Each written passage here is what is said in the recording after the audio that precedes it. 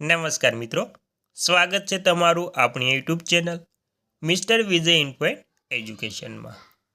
તો મિત્રો, આજે આપણે વાત કરવાના છે કે બાકી ડીએ એરિયસ એટલે કે 18 મહિનાના જે બાકી ડીએ એરિયસ છે તેના વિશે।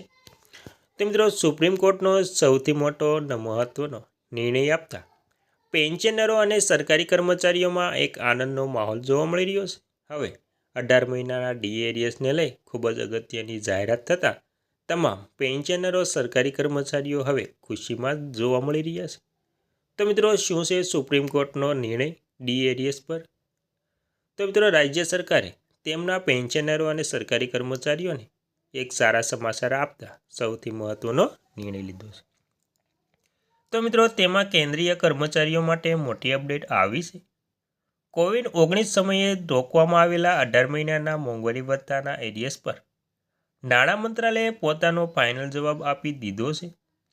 છેલ્લા કેટલાક દિવસમાં મીડિયામાં ચર્ચા હતી કે સરકાર કેન્દ્રીય કર્મચારીઓ અને પેન્શનર્સને 18 મહિનાનું એરિયસ આપવા પર કોઈ નિર્ણય લઈ શકે છે, જેને લઈને અનેક સંગઠનોએ માંગણી રજૂ કરી હતી કે પરંતુ હવે નાણાં મંત્રાલયે પોતાને સ્પષ્ટ કરી દીધું છે કે આ મામલે તેમનું શું વલણ છે। જો કે પહેલાં અનેકવાર આ સવાલો જવાબમાં નાણાં મંત્રાલયે ચોકી ના પાડી હતી।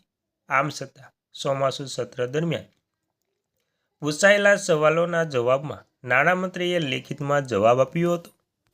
18 મહિનાના ડીએ એરિયસ પર શું છે?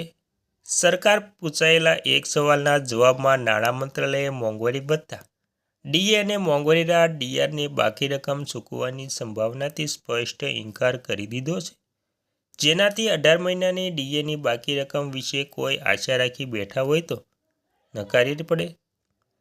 રાજ્યસભા સાંસદ જાવેદ અલી ખાન અને રામજી લાલ સુમનેએ આ સવાલ ઉઠાવ્યા હતા।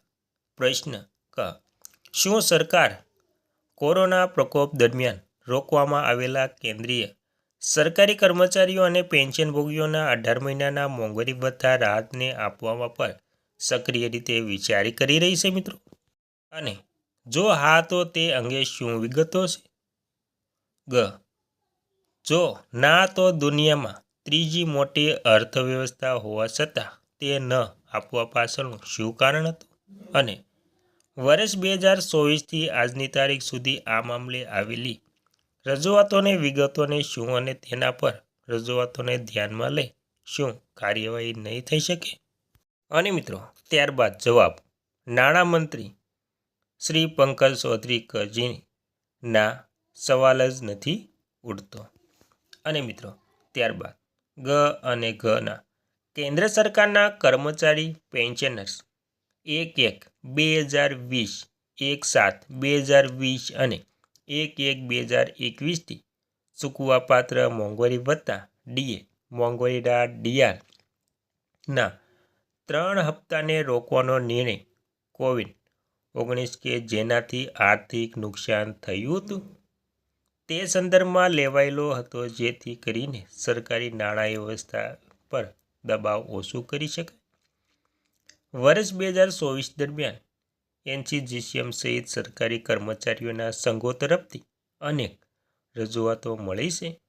2020માં વૈશ્વિક મહામારીની પ્રતિકૂળ નાણાકીય પ્રભાવ અને સરકાર દ્વારા કરાયેલા કલ્યાણકારી ઉપયોગના ભંડોળ પર નાણાકીય વર્ષ 2020-21 બાદ પણ રાજકોષીય નુકસાન થઈ રહ્યું હતું।